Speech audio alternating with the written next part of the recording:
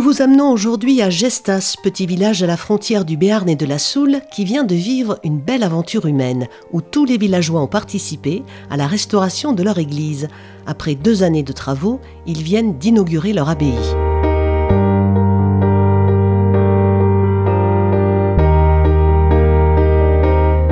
Mais d'abord un peu d'histoire avec notre historien Joël Larocque et notre guide Joséphine, enfant du village. Je m'appelle Joséphine, j'habite à Gestas. Oh Joséphine, jeune Gestastar, habitante de Gestas. Et toi, sais-tu que Gestas, entre Mauléon-Soule et Sauveterre de Béarn, est en réalité une enclave sous le Thyn, dans le Béarn? Mais alors, sommes-nous en Béarn ou en Pays Basque? Les deux, mon capitaine, Gestas prenant les qualités des deux pays et peuples. Qu'on appelle Gestas, il fait partie de la communauté du Béarn des Gaves, et qu'on l'appelle Gestas, il fait partie de la commission syndicale de Soule.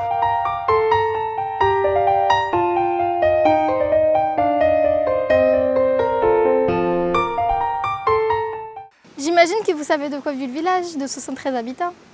Oui, tu dis 73 habitants, mais il a été jusqu'à plus de 200, et même 173 au début de la Révolution française, donc il y a 200 ans. Et oui, la perte démographique a fait que le village s'est dépeuplé. Mais par contre, il a toujours son dynamisme. Et ce village, évidemment, à proximité de ce gave, qui fait naître l'agriculture, vivait à 80-90% d'agriculture.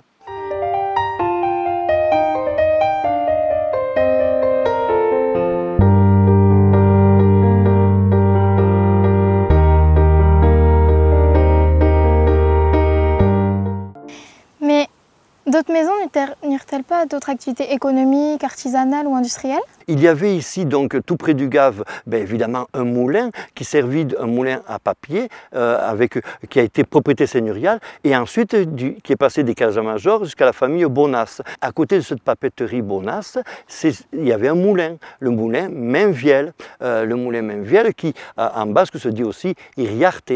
Eh bien, ce moulin va permettre à une fabrique de menuiserie tenue par les Mainviel de développer fabrique de bois, minoterie aussi. Je sais que les tissus gousses d'Idolus ont commencé à Gestas.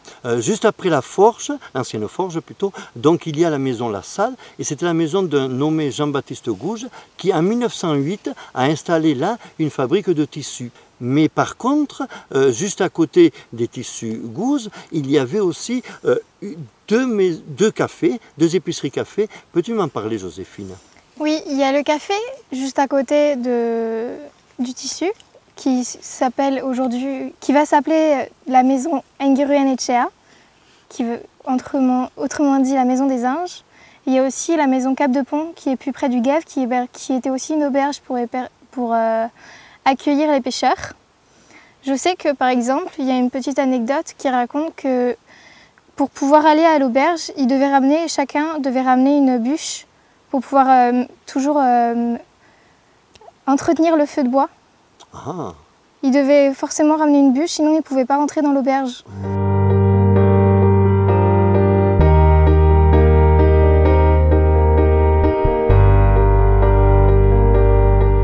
Nous voilà dans le quartier du Haut, avec la maison Bedat, qu'on voit ici. Quelle belle propriété! C'était donc la maison Bedat, Père Thérèse de Mendit, avec la mairie à côté et la salle communale. Et là, on peut voir le Sabalo qui va jusqu'au Gave dans le quartier du Bas. Oui, c'est bien.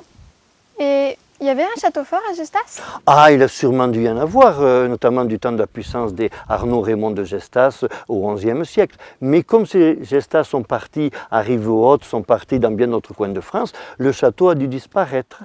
Par contre, tu verras qu'à l'église, tu as une tour fortifiée.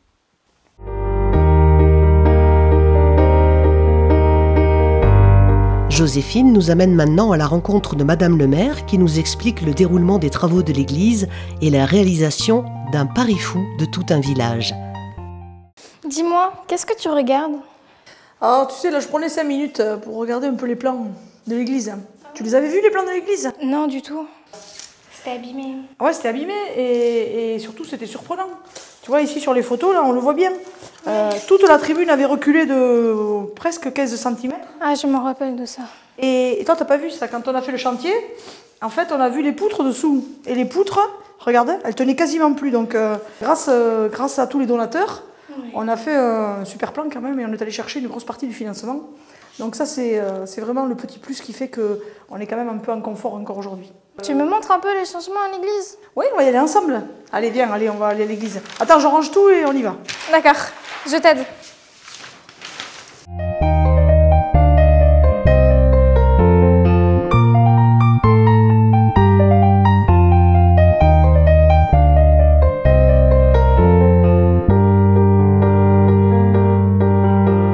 Dis-moi, Maryvonne, il a bien changé le cimetière?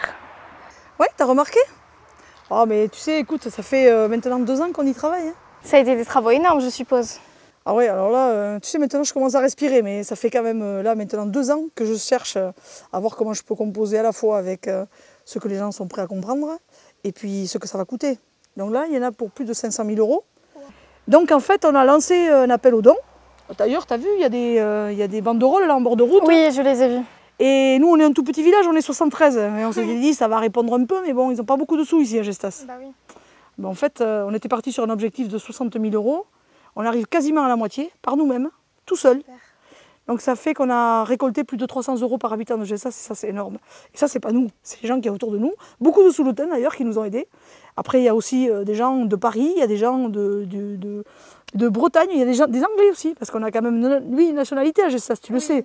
Bon, ils ont quand même vachement utilisé leur réseau, donc on a été vraiment très soutenus. Comment tu as fait pour que réussir à réunir autant de dons, réussir à donner envie aux gens de donner? Alors c'est pas moi qui ai fait, c'est le village qui a fait, parce que ça c'est important quand même. Il faut reconnaître ce lieu, et à Gestas on a toujours fait avec ce qu'on avait.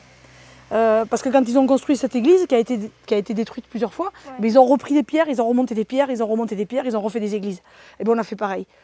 Donc tu vois ce garde-corps là, en fait on a récupéré 20 mètres linéaires de garde-corps. Et bien ce garde-corps on l'a payé 100 € dans le bon coin. Et donc derrière on en a fait un nouveau et ma foi il est pas mal. Mais il y a 22 heures de travail entre les 2 garde-corps pour tout les nettoyer, les peindre. L'autre garde-corps là-bas, il est magnifique. C'est un parvis d'église qu'on a récupéré. Donc maintenant il a je pense à peu près 200 ans. On l'a payé 1 500 € et aujourd'hui il vaudrait plus de 35 000 € si on le faisait faire. Moi j'estime ici que le travail des gens de Gestas, c'est tout l'été qu'on y a passé, franchement c'est tout l'été. Oui. Et on était nombreux, tu as vu hein. J'en faisais partie. Voilà, donc on était nombreux, mais j'estime qu'on a mis une plus-value sur le village de 100 000 €. Et ça c'est énorme. Tant que ça? Ouais, 100 000 €, c'est de l'argent qu'on n'a pas à mettre nous dans nos impôts, c'est de l'argent qu'on n'a pas d'abord sur la commune, et après surtout c'est qu'on a fait quelque chose qui était beau, et on a fait avec du vieux, du beau, et ça c'est quand même un super plan. Humainement, c'est une super aventure. Hein. Ouais. Financièrement, ça m'a fait mal au ventre pendant quelques mois. Je vais vers le mieux. Hein. Comme disait l'autre, j'ai rempli le compte en même temps j'ai pris des kilos. Mais bon, ça, c'est le temps qui les fera disparaître. Mais après, humainement, c'est une super aventure et ça serait à refaire, je recommencerai. Oui. Toi aussi? Oui. Ah.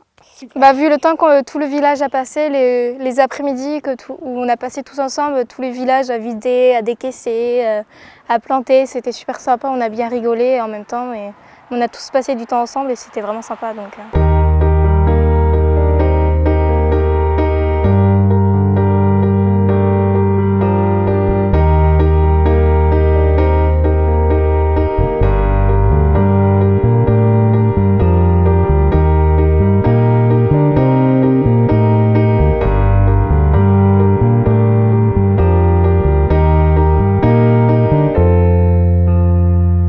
C'est dans une super ambiance que jeunes et anciens de Gestas se sont retrouvés autour de la réalisation de ce projet, pour lequel 600 heures de travail, de réunions, de démarches administratives et de fatigue ont été nécessaires.